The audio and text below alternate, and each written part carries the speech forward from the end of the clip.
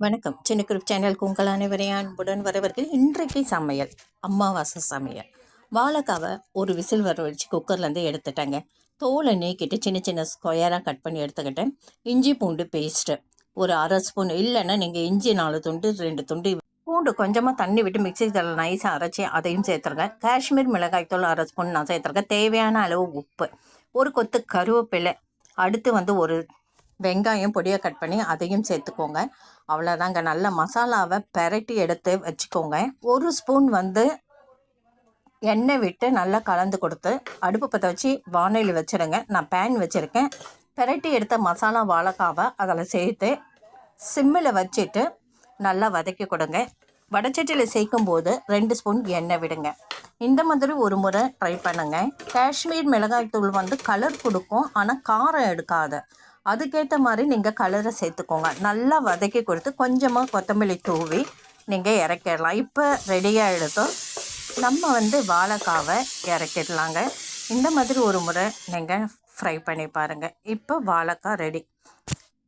அமாவாசைக்கு கண்டிப்பாக வாழைக்காய் சமைக்கணும். வாழையடி வாழையாக குடும்பம் வளம் பெறும் என்பதற்காக 2 வாழைக்காய் சமைக்க சொல்கிறாங்க பெரியவங்க. எப்பவுமே வாழைக்காய் ஒரு வாழைக்காய் வாங்கக்கூடாதுங்க. 2 வாழைக்காவாக தான் நம்ம கடையில் வாங்கணும்.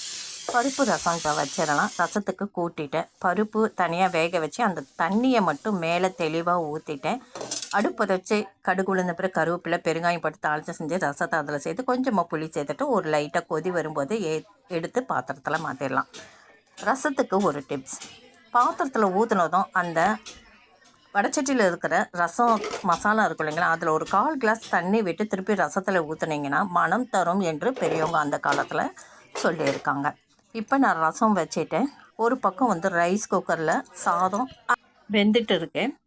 கோஸு பட்டாணி கேரட் கோஸை துருவி எடுத்து குக்கரில் 1/4 கிளாஸ் தண்ணியில் உப்பு சேர்த்து வேக வச்சுட்டு அடுப்பை வச்சு பேனை வச்சு கடுகு உளுந்த பருப்பு கருவேப்பிலை ஒரு வெங்காயம் போட்டு வதக்கிட்டு கோஸை அப்படியே சேர்த்துட்டு நல்லா வதக்கி கொடுத்தேன். கொஞ்சமாக தேங்காய் ஒரு 4 துண்டு தேங்காய், 2 பல்லு பூண்டு சேர்த்து மிக்ஸி ஜாரில் அரைச்சிட்டு இதை கடைசியாக அந்த அரைச்ச தேங்காவை இதில் சேர்த்துட்டேங்க. நல்லா வதக்கி கொடுங்க. எண்ணெய் ஒரு 2 ஸ்பூன் விட்டிங்கன்னா போதும். தண்ணி கொஞ்சம் கூட இருக்கக்கூடாது. நல்லா உதிரியாக புட்டு மாதிரி வரும். இப்போ கோஸ் ரெடி ஆகிடுது. நான் மாற்றிக்கிறேன் ஒரு பவுலில். இப்போ நீங்கள் பார்க்குறது பாயாசம், பாசிப்பருப்பு சேமியா பாயாசம். முந்திரி இல்லை, திராட்சை இல்லை, ஆனால் இந்த பாயாசம் கீர் பாயாசம் ரொம்ப அருமையாக இருக்கும். பாசிப்பருப்பு ஒரு கப்பு எடுத்து குழைவாக வேக வச்சுக்கோங்க குக்கரில். அதில் 1/2 லிட்டர் பால் சேர்த்துருங்க. 1/2 கப்புக்கு சேமியாவையும் சேர்த்துருங்க. ஏலக்காய் 2 நல்லா தட்டிக்கோங்க. நாட்டு சர்க்கரை இனிப்புக்கு ஏற்ற மாதிரி நாட்டு சர்க்கரை சேர்த்துக்கோங்க. நான் 3/4 கப்பு நாட்டு சர்க்கரை சேர்த்துருக்கேன். அவ்வளோதாங்க. சிம்மில் வச்சுட்டு ஒரு பக்கம் இதை கலந்து கொடுத்துட்டே வந்தேன். இந்த பாயாசமும் ரெடி ஆகிடுது. கீர் பாயாசம். இந்த பாயாசத்துக்கு நெய், திராட்சை, முந்திரி எதுவும் தேவையில்லைங்க. ஏலக்காய், சேமியா, பால், பாசிப்பருப்பு இருந்தால் போதும். இப்போ ஸ்டவ்வை ஆஃப் பண்ணிடுறேன். கீர் பாயாசம் ரெடி. அடுத்து சாம்பார் ஒரு பக்கம் குக்கரில் வெந்துக்கிட்டு இருக்குங்க. முருங்கைக்காய் சாம்பார் தான். சாம்பார் பொடி போட்டு இந்த சாம்பார் கூட்டி வச்சுருக்கேன். இப்பயும் முருங்கைக்காவும் வெந்துடுத்து. அடுப்பை ஆஃப் பண்ணிடலாம். இன்றைக்கு எல்லா சமையலும் மொத்தமாக பார்த்துடலாம் ஒரு முறை. 1 மணி நேரம் சமையலுங்க.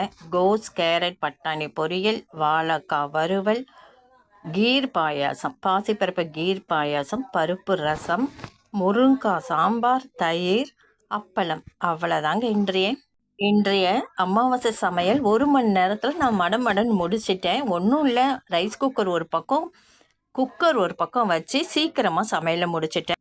படையல் போட்டு சாமி கும்பிட்டு எங்கள் முன்னோர்களை நினச்சி பிரார்த்தனை பண்ணி அதுக்கப்புறம் கொஞ்ச நேரம் கழித்து காக்காக்கு அந்த படையலை வச்சிடுவோங்க. தை அமாவாசைக்கு விரதம் இப்போ தான் சாப்பிட போகிறோம். இந்த வீடியோ பிடிச்சிருந்தால் லைக் பண்ணுங்கள், ஷேர் பண்ணுங்கள், சப்ஸ்கிரைப் பண்ணுங்கள், கமெண்ட் பண்ணுங்கள். நன்றி.